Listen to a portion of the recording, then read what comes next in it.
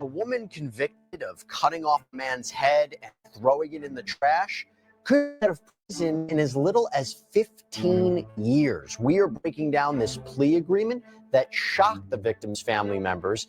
46-year-old Devyn Michaels attacked the father of her children, killing him, and then cut off his head. Jonathan Willett's mother found his body at his home more than a week after he was last seen. He was lying dead without his head, and his body was actually smoking. Investigators believe that that was from chemicals that Michaels had poured onto his body, possibly to cover up evidence.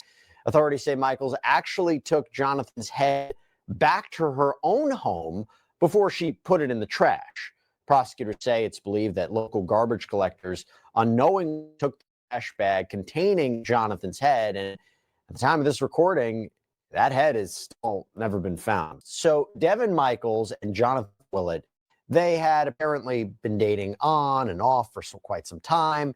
They have 2 young daughters together.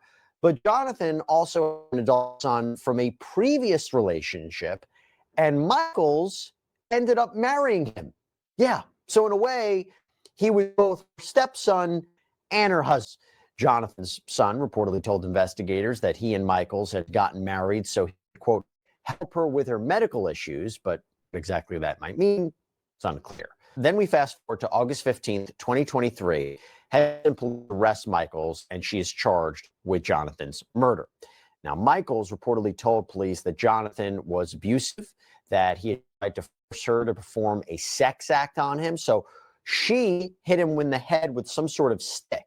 And a police report indicates that she told police that she intended to kill him, but that doesn't explain why Michaels cut off Jonathan's head and poured chemicals like ammonia and bleach on his body. Well, Jonathan's mother reported to police that when she found her body, a meat cleaver was missing from the kitchen. Just days after Michael killed Jonathan, but before his body was discovered, she was in court on another case.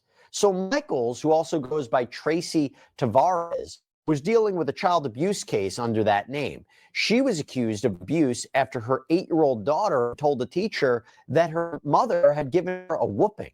Now, Michaels spoke at that court hearing. Let's hear what she had to say. And everyone I've spoken to say I'm not an abusive person, and they don't feel there's any risk for me to abuse her or would ever do this again. So the judge ended up sentencing Michaels to 1 year of probation. But you know what happens? Michaels ends up in front of that same judge a year later, entering into a plea deal for Jonathan's murder. Catch the full episode on the link above. Subscribe to @Southern Sin today for more